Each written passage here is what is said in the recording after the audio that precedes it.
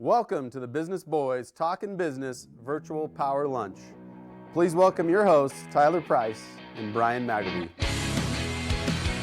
Hey! Yeah. Look at this, 12 o'clock. We are starting on time. Got the United States Capitol behind us. Beautiful, beautiful building. If you haven't been there, it's worth going to. Or is that Idaho's Capitol? I don't know. No. They all kind of look the same. I think it's the like U.S. Capitol, the right? one. Are we?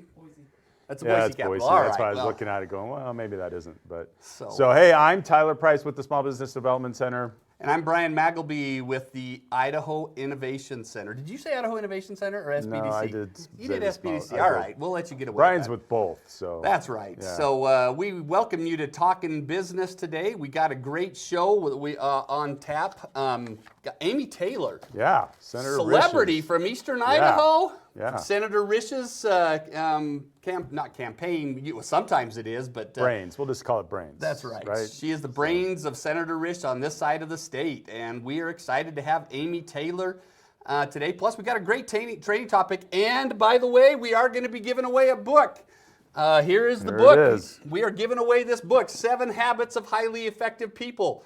There is going to be a trivia question at the end, and we'll have you have a chance to win that. And we'll be talking about the 7 habits of highly effective people. So let's talk about last week's show. You know, we had Christine Gardner. She's doing cool stuff. I mean, you're looking at someone in small town Idaho that's putting together life-changing events in Costa Rica. Costa Rica, yep. And just how you can be anywhere and do any business, right? Yep. And anyway, she's doing really cool stuff. Really now, I'll just kind of let this out. She's somewhat talked me into doing a big thing on a show. I think it's the second weekend in August. Yeah. She's got this little game that she's going to come and play at the end of the show, and it's going to have us eating all sorts of different surprises. Stuff. So yeah, that sounds like I don't know. A good time. So we're going to have a little fun at the end of the show. I think it's on the 10th of August, if I remember right. It might be the 3rd, but most likely the 10th. She's going to put together this fun little game at the end that we're going to have a little fun with, and who knows what we're going to be eating. So yeah, well, looking forward to that. Hey, just do have to give a big thank you to our sponsors, BBSI. They've done a great job of supporting us. In fact, I just passed Mike out on the front from there. If you know Mike, text him and tell him he's a stud. He's just awesome. Talked to Jeremy last week. He's running 2 branches, wow. Twin Falls and Idaho Falls. Absolutely doing a great job. We love BBSI, Volpine Marketing. They keep us up to date on our website each and every week. Andex. Wow. If you need a studio or you have an event going, this team here, they do it right. Haley and Aaron and the group. I mean, there's more than just the 2 of them, but they're the brains of the operation too. So anyway, at least Haley is. Yes. But they're doing great stuff here. If you have a need for a studio or an event, please talk to Andex. Reach out to West Bank and Andex Entertainment. And of course, the Idaho Innovation Center and the SBDC, Small Business Development Center, best kept secret in the state of Idaho. If your business needs consulting, go to idahosbdc.org and you can request an appointment, and it's no charge to do that. And we'll set a time to meet up with you. So, Yep. So good. Well, as we talked about, we have Amy Taylor from Senator Risch's office. We've got a little video that introduces, and this is Senator Risch, and talking about some of the things that he does. And we're going to show this. It's about a 2-minute video, and then we'll welcome Amy Taylor to our set. When COVID hit, it hit small businesses particularly hard. When all of this happened at the beginning, I had to lay off my entire staff except for my executive chef. We were in a very difficult position, faced with some very difficult decisions. For the dairy industry, when COVID hit, it impacted milk price right away. As restaurants started shutting down, we lost a tremendous amount of our demand. In Idaho, small business is big business. We have lots and lots of small businesses in Idaho. We worked and put together the PPP program for small businesses. It was incredibly successful in Idaho. The PPP really helped during payroll as we squeezed every day to just try to get by and do curbside pickup. The Paycheck Protection Program came through, and that support enabled us to keep everybody on staff. Senator Risch, throughout this entire pandemic, he and his staff have been exceptional to work with to make sure that the relief packages that were being considered matched up to the sizable losses that our dairy producers were seeing. Idaho entrepreneurs are doing substantially better today because of the PPP than they would have had we not had it. We initiated a program called Idaho Gems. It urged Idahoans to use their small businesses and buy from them. It certainly helped during that challenging time in the restaurant business. We partnered with some really good people to help make that work. This organization that I helped put together, the Women's Business Center, has been really helpful. The PPP loan, EIDL, and Idaho Rebound have been a huge resource for our businesses in Idaho. We were able to work with a lot of Idaho businesses that had unique problems, able to solve those problems and get people going in the direction that they needed to go. The job creators in America are the small businesses. They create the jobs that make this economy go. It's more than just a business. It's a lifestyle, it's a culture. It's what these families do day in, day out. They're multi-generational operations. They always seem to find a way to continue to grow their family businesses and to battle through these downturns and find ways to persevere. Look, we're Americans. We dust ourselves off, we get up, and we will come out of this better than before we went into it.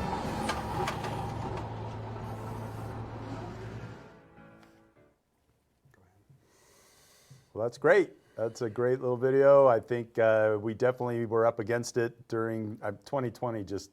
I have no memory. We've erased it. I mean, Erased it from our memory. My dad passed in 2020. Other than that, I guess it just piled on to what a crappy year. Yeah. And Senator Risch and the rest of them were up against it. So anyway, but what is it that you do? Let's maybe start there. Because you're here in Idaho representing Senator Risch, who's back in D.C. Yeah, that's right. He spends most of the week in D.C. His first priority is voting, and so he needs to be there. And so back here in the state, we have 6 regional offices so that Senator Risch can be in touch with different parts of the state. And we are a big state geographically, and so I cover eastern Idaho, 9 counties in eastern Idaho. It's a really diverse 9 counties, and so for him, I'm basically the expert on issues happening in eastern Idaho. And then part of my job is to get out to those communities and to communicate what Senator Risch is doing in D.C. and then send back to him how people are feeling and passing along their opinions on legislation and federal issues in general. Very good. So so let's go back to kind of the beginning. You went to college at Utah State. Go Aggies. Yeah. That's right. You're a true blue Aggie then? Yeah. Okay, there we go. All We right. are official Aggies, so we can admit that on camera. So. Definitely. Yep. And then you got your master's there, and then kind of tell us what led you to this to working for Senator Risch. Well, I studied political science in college, but before that, politics was just part of our family conversation, and the impact of what happens in government affects business, it affects our families, and we were just taught that it's our obligation as citizens to be involved. So from the time I was, I could walk, we were putting flyers out and helping candidates. Campaigns. Yeah, and so it was just part of what we did. And when I realized there's a major called political science, I wanted to study that, and I loved it. I ended up working in Washington, D.C. for Senator Kempthorne. Yeah, in the 90s. That's how old I am. Yeah. But that experience, Idaho is a small state, our population, but back in D.C., we have a big voice, especially in the U.S. Senate, because there's 100 senators and 2 are from Idaho, 2 are from California. And it was really amazing for me to see how responsive this senator was to the people of Idaho and how many of them came back there to visit, but also how important it is that every citizen be involved and share with their elected officials what issues are important to them, how legislation will affect their lives, their jobs. And really, I'm just passionate about having government work for the people of Idaho, whoever they represent. Yeah. And so how long, Amy, has Senator Risch been in? How long has he been a senator? He just started his third term, and there are 6-year terms in the U.S. Senate because the way it was designed by the founders was the Senate was supposed to be a more deliberative body that looked more long-term, whereas the House, they are 2-year terms. Yeah. So 18 years he's been in. Well, he's starting the third term, Starting so the he's third, just at the 13th. 13 years. Yeah. But let's talk about Senator Risch. What are some of the things that he's done? I know that he was given, I think, an award for being one of the most conservative senators out there. Is that right? He's maybe won it a couple times. Yeah, and I think the people of Idaho know him well, and he served in the state senate. He served as lieutenant governor and then governor for a time, and then and now in the U.S. Senate. And I think his conservative credentials are pretty clear. He's the kind of person that you know where he stands, and you can trust him that what he says is what he'll do and how he'll vote.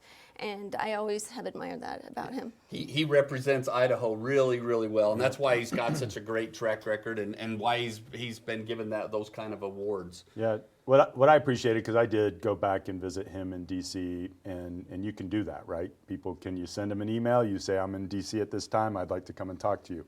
So walk into his office, and they have me sit down, and there's all these Idaho kids running the show, and they had Chobani yogurt and some other things like that in there.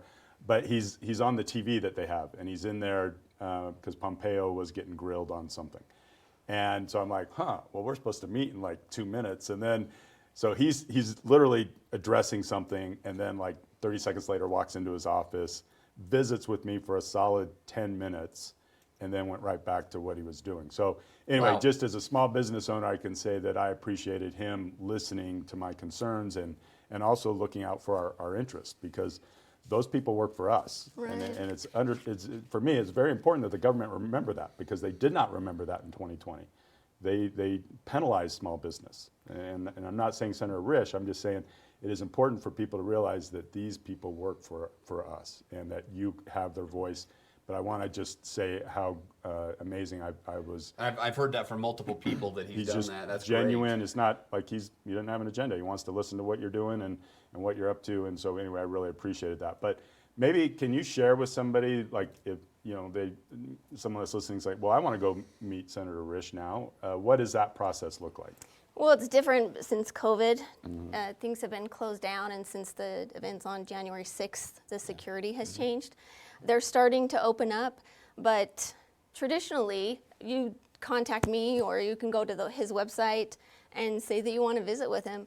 And usually people go back representing an organization, whether it's FHA or any of the trade organizations. He loves meeting with people from Idaho because he's in Washington, D.C. all the time, and he describes how what he believes and most Idahoans see as common sense is sometimes lacking there. So when he can meet with Idahoans, especially the small business groups and the grain growers, I could list hundreds of organizations, but he makes it a priority to meet with them. And the times I'm there, sometimes he'll be in an intelligence briefing in this secret skiff that nobody can go inside, but he'll step out to meet with a group, maybe from BYU, Idaho. So he definitely makes it a priority. If you can travel all the way to D.C., he can make time in his schedule. That's great. Well, Senator Risch serves on quite a few committees. One of them that's very important to the businesses here in Eastern Idaho and throughout the country. So talk about some of these committees that Senator Risch is on. He does serve on this small business committee and chairman of it. He was chairman at a time. He was chairman for a time, and partisanship, we talk about how damaging partisanship can be, but it's alive and well in D.C. If right now the Democrats have a majority, so they choose the chairman of every committee. So when Republicans are in control, then he's the chairman. He was. So he was the chairman of the Foreign Relations Committee, and he couldn't. That opportunity came up, and he couldn't do both small business and foreign relations. So he did serve for a time, and so he's still he has a high level of seniority on the Small Business Committee, and he is passionate about small business. He's a small business owner. I think that it's a good time. I just got some new data yesterday that I think people might be interested in. I'm going to make you guess. What are the top 3 most respected and trusted institutions in the United States? Jeez, I have no idea on that one. Well, Probably not the government. I would. I bet you can guess who it isn't, right? yeah, correct. It's not Congress. So small business has a 70% rate of people trusting small business. Yeah. So I think what you're doing and getting the word out about the importance of small business, over half of the people in the state are employed by small businesses. So that committee assignment's very important to him, and his idea on government and small business is government get out of the way and let small businesses do their job. They don't love that. They don't really need a lot of government intervention. And the last year COVID was something we've never seen before. And the government did step in and help with PPP loans and help keeping small businesses whole because they had to close their doors and just facing some of the fallout from having a contagious disease. So the last year has been different, but mainly he trusts small businesses just like the rest of Americans to be members of their community, look out for each other. Very good. So, and another committee that he's on is the Energy and Natural Resources Committee. That's crucial for us here in Eastern Idaho. Right. With INL here.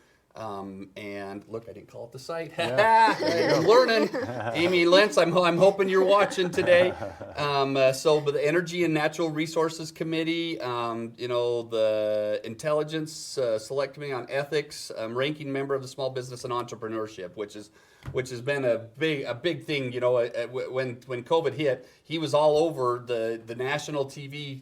Saying what they were doing, the government was doing to step up and help the businesses throughout the country. So he's just very involved in everything he does in Washington D.C. Yeah, and I think the INL, the Energy and Natural Resource Committee, is important, of course, because of the INL, and as well as the Intelligence Committee. And people may not be aware because it's not generally known that now almost half their budget comes from more of the cybersecurity research that they're doing, and a lot of that's directed from the Intelligence Committee that he serves on.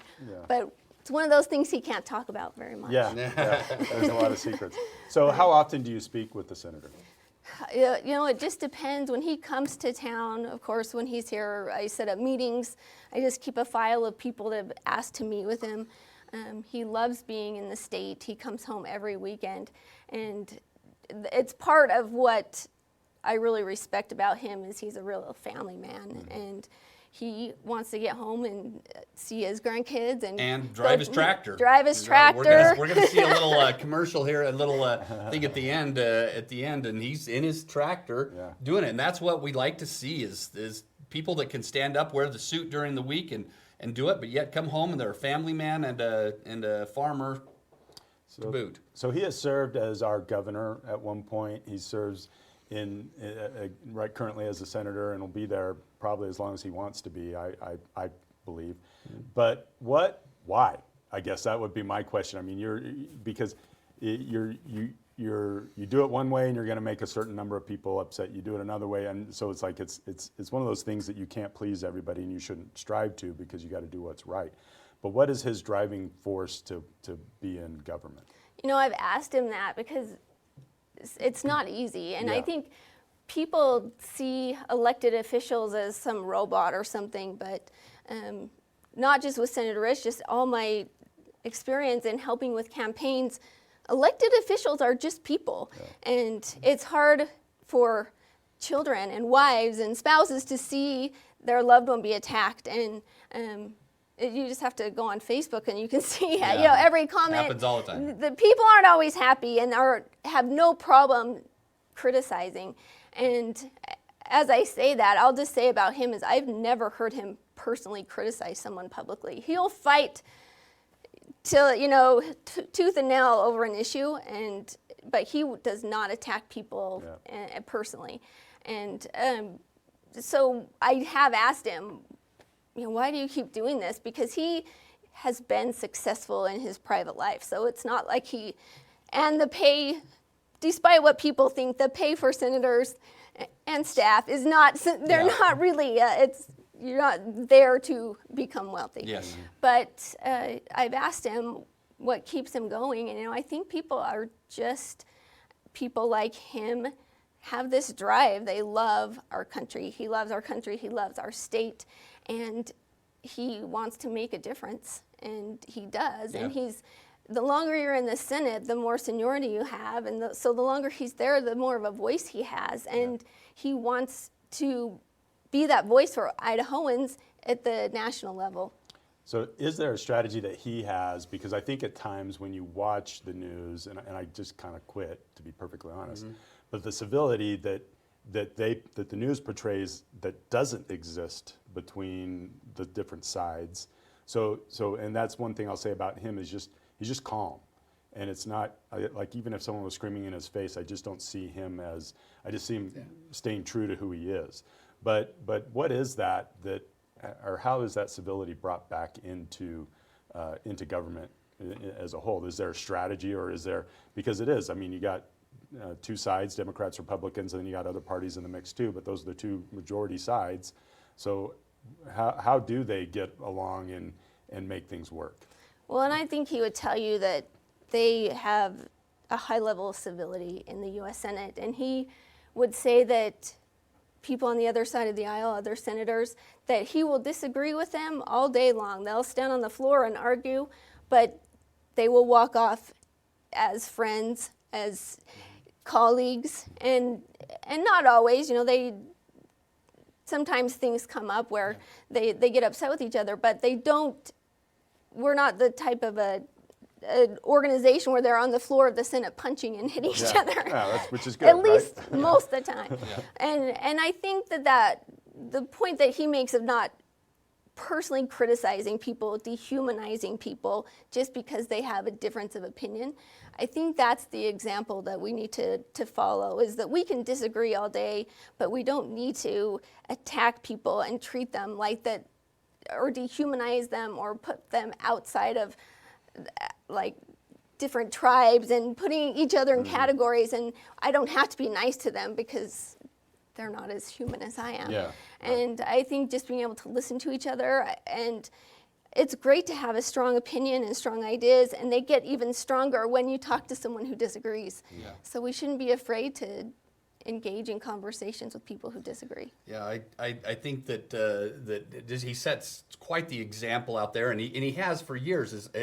I mean, he's probably been involved in governments with the lieutenant governor, then the governor, and everything else that he's done for probably 25, 30 years, and he's very well represented. What are some of the federal resources that are available to assist some small business owners? We mainly pertain to a lot of businesses throughout Idaho. What are some federal resources that are available to assist small business owners out there? And that's a good question. A lot of people will call and say, I have a business idea, I want a grant. Can you tell me how I we hear get it some all. money? We hear it. You hear it because then we send them to you. Yes, thank you. The Small Business Development Center, the Innovation Center, SCORE, the SBA, there are great resources, especially in our community, and I would suggest any business go and visit with you guys and just have someone to review the business plan and have a second set of eyes on what you're planning to do. But those are resources we send people to all the time. There's a new women's business center that just opened, started in Boise. We've had them on the show. Right. We've had Diane Bevan on the show, and so we love the Women's Business Center. They used to be located at the Innovation Center. They moved out here to the Snake River Landing, but they're a great organization too. And I know, in fact, when I was researching Senator Risch, he was one of the big proponents of getting that. Idaho didn't have one, and he was the chairman of the Small Business Committee, and said this is where Idaho's getting a women's business center, that he helped make that happen. No, and it's been the reward for me. I'm very part-time at the Small Business Development Center, but in the time that I've been there, and my time is limited, I only have a couple months left, but I've helped two people specifically open, like their businesses are up and operating. And it is, I'll say it's a little bit of a frustration when people walk in and say, hey, what grant helps me open my business? It's like, well, as a small business owner, I have 3 and some others I'm working on. There were no grants for me and there's no grants for you. And they don't like that answer. Right. But then there's the people that it's like, hey, here's some places that you can go find some capital, or else you have to go find people to support Right. your dream. But it is. But that doesn't come from the government. No, it doesn't. And so just emphasizing that if there was free money, Brian and I would have found it long ago. We would have. There is some money out there, but you have to be creative and looking for it. And the Women's Business Center actually is one of the people that we lead them to get some of that. So great, Amy. It's been great to have you on the show. Is there anything else that Senator Risch would have you tell the business people of Idaho? Well, I would just say every month since he took office, we do a small business of the month, and we choose different ones around the state, and we tell the story of a small business in Idaho.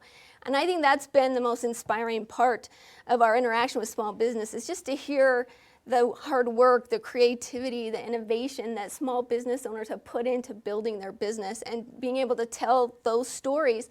And he sends them out to the national press, and the stories get heard and shared. They do. And I think it's had an impact. After we talk to businesses, their business goes up, people are asking about it. So I think that's another fun initiative that comes through our office. Yeah, that's great. Very good. Senator Risch is very pro-business, and we've been wanting to get Amy on the show for many months because she does such a great job of representing Senator Risch here on the Eastern Idaho side. Will you pass along the good word to Senator Risch and thank him for his service and and the things he does for the businesses here in Eastern Idaho? And when he ever arrives here, we'd love to have him on Talkin-Business, right? Yeah, or I'll stick him in my bug too. Yeah, right. Okay, I'll tell him. Yeah. I'll pass it on. I'll send an email. That's right. Well, good, Amy. Kind of end out and talk about this quote that we've had here. It's a little small print, so I'm sure here it is on the screen. So kind of talk to us about why you have this quote. That actually came, and that's more personal to me than Senator Risch, but I had a job selling in college. I was sold Proform fitness equipment in Logan. And it actually was a great job. I was able to pay through my way through college. But my brother suggested I read that book. And what surprised me about the book is that the whole point of being a salesperson is providing someone something they need and they can tell if you're sincere. And I think the same thing with small business and how you provide your services is you believe in what you're doing, that you love that person, you care about them, and that's why you're providing them something that is worth the value that you're charging them for it. And so I think that being a small business owner, a member of the community, you have the first step is to care about the community, care about your customers, and they'll come back. Yeah. Very good. And if there should be no salesman out there that hasn't read Og Mandino's book, The Greatest Salesman in the World. I promise you can read it in an evening. It is a small but powerful book, and if you're a salesperson out there, it's on the top 5 books to read. So we definitely recommend Og Mandino's The Greatest Salesman in the World. So thank you, Amy, for being here. We're going to go on to our training segment, and we appreciate you. We're going to end Amy's segment with just a quick 30-second video talking from Senator Risch, and we'll show that, and then we'll be back here and talk about 7 habits of highly effective people. Thank you again, Amy. Thank you. Thanks for having me. The job creators in America are the small businesses. They create the jobs that make this economy go. It's more than just a business. It's a lifestyle, it's a culture, it's what these families do day in, day out. They're multi-generational operations. They always seem to find a way to continue to grow their family businesses and to battle through these downturns and find ways to persevere. Look, we're Americans. We dust ourselves off, we get up, and we will come out of this better than before we went into it.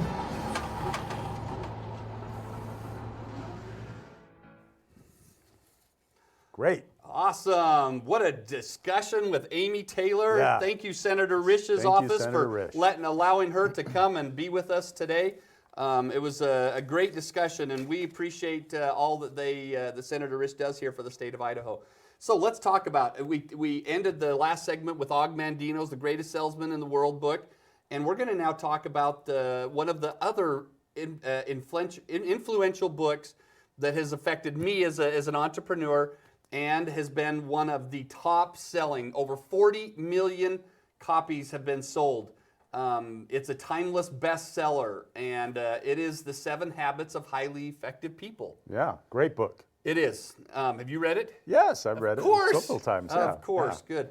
Stephen R. Covey from down in the Salt Lake area, and what a great company that he has down there. And so let's talk about what are some of these, what are the 7 things. Now, we don't want to give away all the secrets of the book, but I can tell you, this is an absolutely phenomenal read. You can do it in a few days. It's not too bad of a book lengthwise, but man, the content that is in here is absolutely life-changing for me. When I read it many years ago, this is definitely in my top 5 books that I've ever read.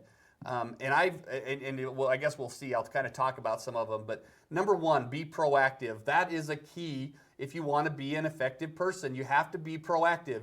You can't be reactive and responsive like that. You have to be proactive, and that's one of the great traits that it talks about in detail. And begin with the end in mind. I think that, there's what is your why? What are you doing this? And in business, you do have to think about what is your exit at some point. And if you haven't set it up properly to accomplish the goal, then it makes it hard to do. Yeah. So as you start, whatever it is you're starting, whether that's business or even relationships or family or whatever it is, you should have, there's a result that I want at the end of this. When I read this book, I had quite a few Verizon wireless stores, and I was growing significantly, and that was something that helped me put my exit strategy in by learning that principle. Okay, number 3, put first things first. And we're going to talk about, this is going to kind of lead to one of our training topics next week, talking about priorities. And put first things first. So make sure you put the most emphasis and the time, like we talked about last week with the 80-20 principle, put the first things first. Make the highest things that are priority. Spend the most 80% of your time doing that. Yeah. I love think when I coach football. Actually, this year is the first year I may not coach football, but the one thing I want to instill in the youth is that winning matters. My wife and I, we start our day by making the bed. And if we either do it together or one person does it. If I make it, I take a picture of it and send it to her, because that is like totally, it just gets her going. Yeah. So I say, we're winning today. That's what we start the day with, a win. And there's a great speech about making your bed and other things. But winning matters. In fact, this is what I tell the boys. Winning matters. Winning is the only thing that matters. Anyone that tells you that winning isn't everything is lying. There you go. And I go on and expound on that, but it's a mentality that I am going to win, and that's why we start the day by making our bed and having other wins throughout the day. Yep, and I love the win-win. You want you to win, but you want everybody else to win. Yeah, it's not a zero-sum game. I'm sorry, I didn't bring that back into it. Winning isn't a zero-sum game. Winning is me and Brian can win and go about our day and everything else, but winning is not a zero-sum game. So for me to win, you must lose. That's not the mentality. The right way. Good. Seek first. Unless we're playing racquetball. That's right. Well, yeah, that's right. Then there's a winner in that one. Yes. So, seek first to understand, then to be understood. And this is a little deeper here, but it's absolutely, if you really put your time and do this, you will be a successful or effective person. Seek first to understand, then to be understood. And I think that speaks volumes to what Senator Risch does. So exactly. Anyway. Yeah. And if you've met him, which we both have, absolutely sets the example in that area. And I'm going to steal your number 6. Yeah. I love the word synergize. There we go. I've even created a company that I have called Synergy Solutions, and it's absolutely, it's an odd word, but if you really research it, it's come more popular in the last few years. But it's a great word. I've used it in a lot of my trainings for many, many years. So synergize. I love it. It's a perfect word. So well, then I'll still sharpen the saw. How's that? So just taking the time to sharpen the saw before you get out and cut the wood, right? And then making decisions based on that. There was a kind of a funny thing. I was reading a Ferris book, but anyway, it talked about this donkey that sees water here and food over here and can't make a decision which way to go, and ultimately to his demise, right? Wow. And so anyway, I think in sharpening the saw, we're ready, we're prepared, and then make decisions, take action. Yeah. Yep. Always keep that saw sharpened, the saw sharpened. Our saw sharpened. That's right. Yeah. And it's great. So this is the book, and we're going to give away. I ordered this book in, and I want to give it away today. How we're going to do this? If you want to put up. I'm going to ask a trivia question here in a minute, and if you want to be the first person to text me, there's my number on the screen. Which is a rock star number, by the way. That's I covet right. this number. You might have been in the cell phone business. Yeah, might have been able to get that. So, so if you want to text me the answer to this trivia question. So the trivia question is, after this book came out, a few years after that, there was a new book that followed. It was a sequel to The 7 Habits of Highly Effective People. What is that book? It might be, chronological in this. It might have something to do with a number there too. So. And it wasn't the Cliff Notes too. It was not. Anyway, it was a real book. So it was a real book put out by Stephen R. Covey, and it followed up this one, and it added one more habit to it. I may have given it away you there. may have just given it away, but that's okay. You may be watching this after the show, but text me and let me know what the name of that book was, and we will get you this book, 7 Habits of Highly Effective People, and it will change your life. So absolutely great. And let's talk about the show next week. Yeah, let's do that. Because I know who is on there and you don't. I don't. So I love to throw you off there. There we go. So Right under the bus. Carrie McCarty.